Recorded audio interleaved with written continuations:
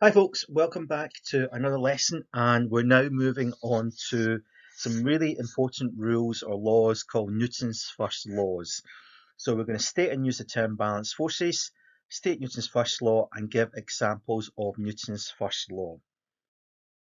So just to get you thinking about Newton's first law, what happens in each of the following situation and what causes these effects? So think about what happens with the trolley and the guy and what happens if you're on the seesaw.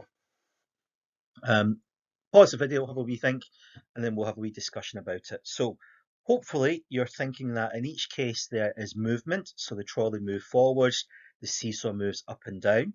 And the thing is, what causes these things to move? Well, hopefully you're able to tell me it's forces or some kind of push or a pull. And this is where we come to our first bit of definitions now. There is going to be a wee bit of writing because we are starting a new topic. So I'm going to be giving you quite a few kind of notes and definitions, etc. So could you write this in your jotter, which is the definition of a force is a push or a pull that causes a change in shape, direction, and acceleration. So shape, because if you think about it, if you take a bit of plasticine and you squeeze it or you stretch it, you pull it out, you can change its shape. The direction, if you want to change the direction of a trolley, you push it or pull it in a certain way. And if you want something to accelerate, to speed up, you can push it to make it go faster, or you could push against it to make it go slower. So forces are really, really important in this sense. Force is given by this letter F, a capital F.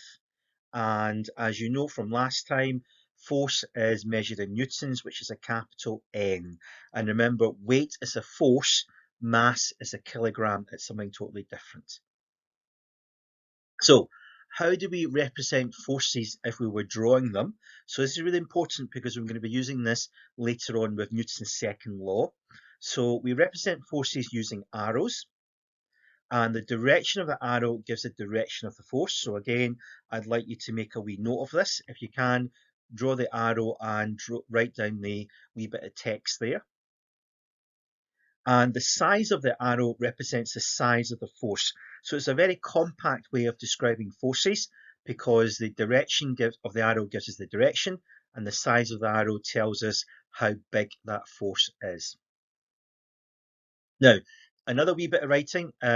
Balanced forces are forces, pairs of forces with equal size but opposite directions. And this is something that I really want you to try and remember. It's the bit that people always forget. And I want you to remember it's a pair of forces with equal size but opposite directions. So if you imagine if you took a wee toy car and you both pushed it in opposite directions and with the equal force, that's an example of a balanced force. Another one would be a tug of war. If you're both pulling in the opposite direction with an equal force, that's an example of a balanced force. Now, I would like to try and sketch some of these and label them as I go along. Now, obviously, you don't need to do them to the same level of detail. You can just draw a much more simpler version of it. But if we've got a rocket, we have the thrust, which is acting up the way. And then we have the weight, which is acting down the way. And if these are both the same size, because they're in the opposite direction, they would be balanced forces. They don't always have to be balanced, but in this case, we're drawing them as balanced. Another one is a speedboat. You've got the engine force, which is going one direction, and then the water or the air is going opposite direction. And again, if these forces are the same size, they are balanced. You do also have another force going up the way, which is called the upthrust, and this is balanced by the weight. Now, I'm going to talk more about this later when we do Newton's second law, but try and remember these four forces here. Okay, a car, which is usually the classic one we talk about, you've got an engine force going in one direction, and then you have friction, which is going in the opposite direction. And again, if these are the same sizes, then the forces are balanced. Now, how can I tell if it's the same size? Well, hopefully you'll notice that the arrows are all the same size. And remember, the direction of the arrow tells us which way they're going, so they're in opposite directions but equal size, so therefore they are balanced forces. Okay, now a question for you. Why do we not have weight in this diagram? Because I could add it in and you could put down, say, weight down the way, and then there must be another force acting up the way, which would also be called the up thrust, or actually in this case, the normal force.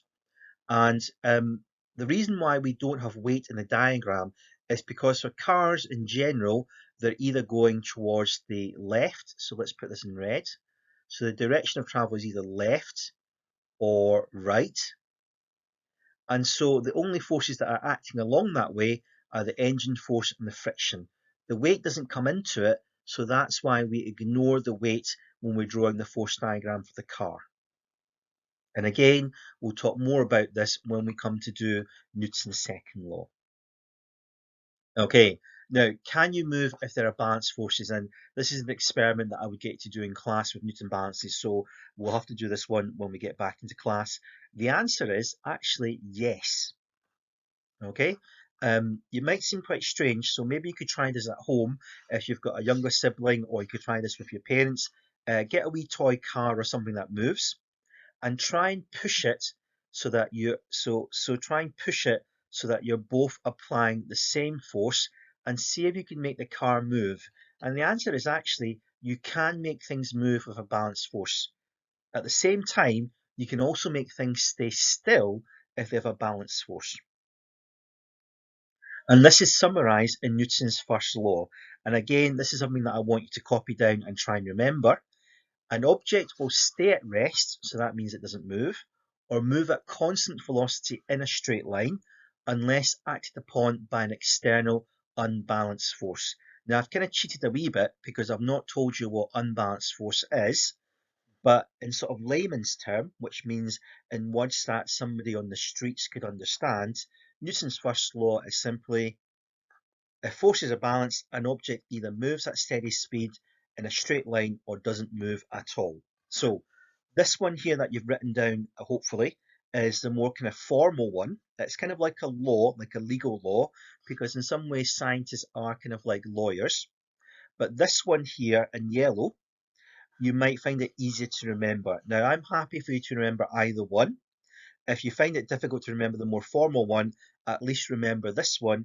If forces are balanced, an object either moves at steady speed in a straight line or it doesn't move. So it's a really strange idea that something that has balanced forces could either be not moving or moving at constant speed in a straight line. And in physics, you could kind of argue, because of this first law, that really the two are really the same thing, although obviously we know that that's not quite the same. But theoretically, you could argue they're really the same thing. So what I would like to try and do is try and identify when we have balanced forces. So pause the video and tell me which one of these have balanced forces acting on them. I'll tell you the answer in a wee bit. So hopefully you've had a wee go at this, and the ones which have balanced forces are number 1, number 4. Okay, so why do they have balanced forces? Can you explain why they have balanced forces? Well, first of all, the arrows tell us in number 1 they're going in the opposite direction. So that's one criteria it's satisfied.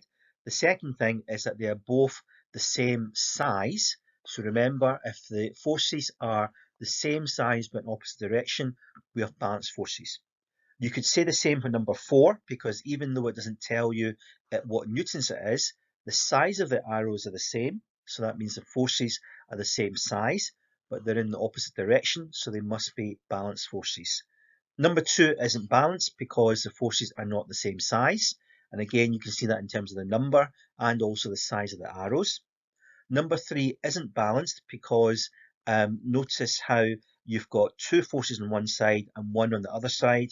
So therefore, the size of the forces are not the same. Okay, so let's move on to some slightly trickier ones. So which one of these are balanced? Okay, pause the video and have a wee think and see if you can see which ones are balanced. See if you can explain why you think they're balanced as well. Okay, so hopefully you've had a wee go of that, and the ones that are balanced are actually number 1, 2, and 3. Okay, can you explain why they were balanced? Well, first of all, remember, balanced forces have opposite directions, but the same size of force. So are these in opposite directions? Yes for number 1, you can tell quite clearly.